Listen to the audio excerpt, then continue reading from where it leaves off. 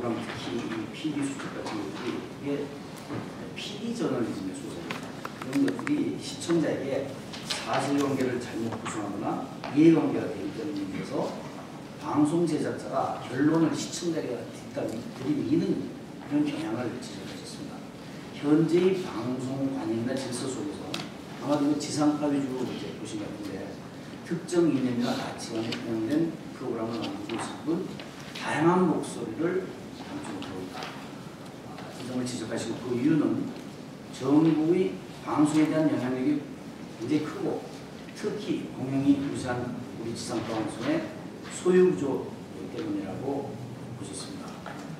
그리고 이 균형 잡힌 방송을 도모하려면 발전에 있습니다만 KBS2나 MBC 등은 빨리 민영화해야 되고 책임 경영 제도와 건전한 경영 구조의 정착 그리고 방송사와 프로그램 제작사 간의 계약에서의 평등성, 가불관계의 평등성 보장이 필요하다. 이렇게 말씀해 주셨습니다. 구체적 사례가 모순되는 점에 대한 몇 가지 지적이 있었는데 발표자께서는 답변 준비해 주십시오. 다음으로 토론은 한예총 정책연구위원장이신 나호열 위원장님께서 토론해 주시겠습니다. 안녕하십니까.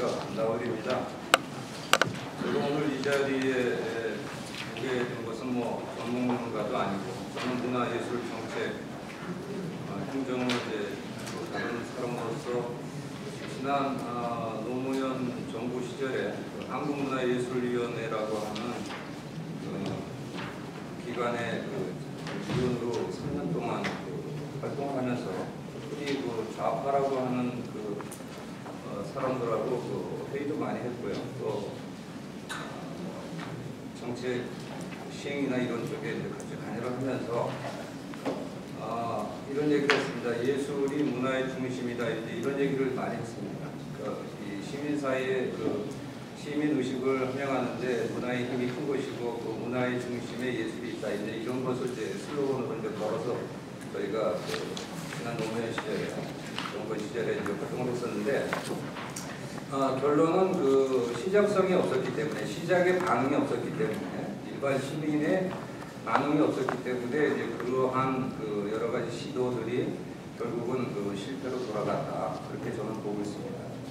근데 이제 방송 같은 경우에는 지금 최근에 방송 미디어법 같은 것도 굉장히 말이 많은데 말이 많은 이유가 이제 방송의 위력이 그만큼 심대하다는 것을 반증하는 것이고 또 정치권에서 그렇게 여야 간의 격렬한 싸움을 하는 것도 어떤 여론 형성을 한다든지 자신들의 이익에 절대적인 영향을 미치는 것이 방송이라고 생각하기 때문에 그런 것이 아닌가 이런 생각을 합니다. 그런데 일반 시민들의 입장에서는 미디어법이 사실 어떻게 되든 간에 우리하고 어떤 상관이 있는가 그 내용도 잘 모르겠고 그런 분들이 대다수일 것이고 저도 그것의 파급 효과가 통과가 돼야 맞는 것인지 통과가 되지 않는 것이 맞는 것인지 그거에 대한 답변은 저도 갖고 있지 않습니다. 근데 이제 오늘 우리 발제자 두 분께서 첫 번째는 이제 방송의 친시장성을 말씀하셨는데 그 중에서 이제 머릿속에 들어오는 것이 소비자의 이익을 우선하는 것이 시장의 기본 원리다. 이제 이런 말씀을 하셨거든요. 근데 이제 이런 소비자의 이익을 우선한다는 것이 과연 정량화될 수 있는 그런 것인가 하는 그런 생각을 좀 할 것 같고요. 그러면서 이제 자연스럽게 이제 친시장성과 이제 공정성의 문제가 같이 결부되면서 공정성을 확보해야 된다고 이제 그렇게 말씀을 하셨거든요. 그런데 제가 하나의 이 공정성의 문제를 얘기를 하면은 제가 속해 있는 한국예총이라고 하는 1961년도에 창립된 소위 말해서 보수 문화예술단체, 우리나라에서 제일 큰 문화예술단체인데 지난 98년도에 옛날 한국문화예술진흥원으로부터 목동에 방송회관 옆에 부지가 있으니 그거를 사서 그쪽으로 이전하는 것이 어떠냐 이제 그런 제안을 받고요. 그래서 이제 국가 보조를 좀 받고 그래서 땅을 매입을 해서 방송회관 옆에 KT 건물 옆에 지금 돈이 없어서 짓다가 말고 있는데 그런 상태에서 그 모 방송에서 그 보도가 나왔습니다. 9시 뉴스에 이제 나온 사항이 예술단체에서 땅 장사했다. 이제 이렇게 그 신문 보도, 방송 보도가 나왔습니다. 그 내용이 이제 뭐냐면 98년도에 땅을 샀는데 그쪽 목동 지역의 땅값이 오르면서 뭐 10배가 튀었다. 우리가 땅 장사한 거다. 이렇게 그 보도가 나왔습니다. 그 방송의 공정성을 얘기할 때 그것이 아까 그 말씀하셨지만 나쁜 뉴스가 그 시민들에게 주는 이제 효과가 이제 크기 때문에 그렇게 했는지 모르지만 그것은 진실이 아니거든요. 그 땅을 사가지고 건물을 짓다가 돈이 없어서 지금 짓지 못하고 있는 상태인데 땅 장사를 했다. 땅값이 오르는 것은 사실이지만 그 내용상으로 따져보면 그것은 진실이 아닙니다. 저희가 그 지난 정부 시절에는 그 힘이 없었기 때문에 그 신문사에 반론을 제기하지 못했습니다. 그랬을 경우에 그 반세기 역사를 가진 한 단체의 명예는 실주 정도가 아니라 완전히 땅에 떨어지는 것이죠. 그거에 대해서 그 방송에서 어떠한 사과나 어떤 그 멘트가 지금까지도 없었다고 저는 알고 있습니다.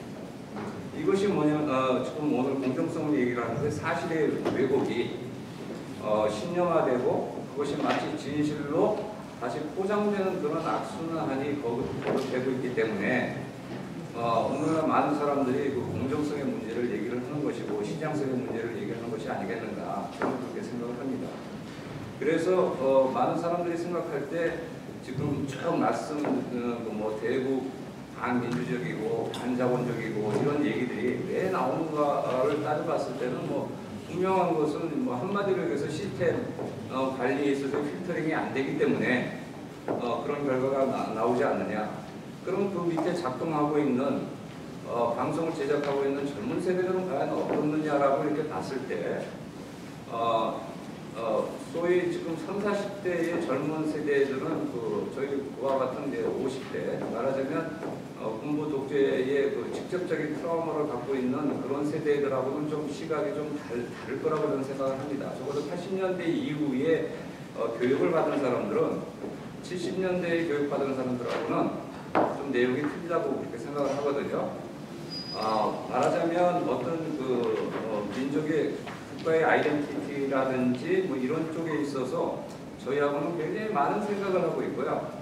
아까 엘리트주의를 말씀하신 분도 계셨는데 말하자면 자기네들은 자본주의와 민주주의와 자유주의의 그 모든 그 영향과 그리고 어떤 혜택을 받고 있으면서도 사실은 그거를 다시 부정하는 그런 그 왜곡된 모순을 가지고 있다고 저는 그렇게 생각을 하거든요. 이거 자신들이 말하자면 계도를 하지 않으면 이 사회에 발전이 없겠다라고 하는 그런 착시 현상을 가져오는 것이 오늘날의 여러 가지 그 왜곡된 현상을 가져오지 않았나 저는 그렇게 진단을 하고 싶고요.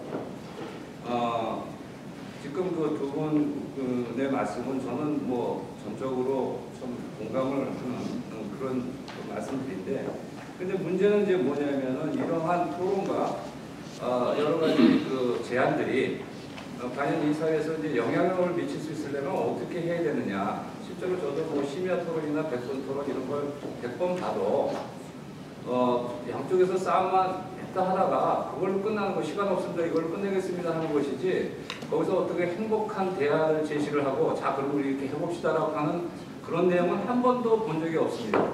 그러니까 최근에는 아예 이제 그런 프로를 보지를 않는데 한마디로 얘기해서 그 이유는 뭐냐면은 여러 가지 우리가 과학적으로 사례를 들고 어떤 그 실증적인 자료를 통해서 나의 주장을 펼치는 데 있어서 항상 문제는 뭐냐면 반증에 의해서 그것이 무력화된다는 사실이죠. 저희가 이런 그 세미나를 하고 토론회를 한다 하면은 반대쪽에 있는 사람들은 또 그만큼의 또 자료를 가지고 또 반박을 할 거라 그런 얘기가 되겠죠.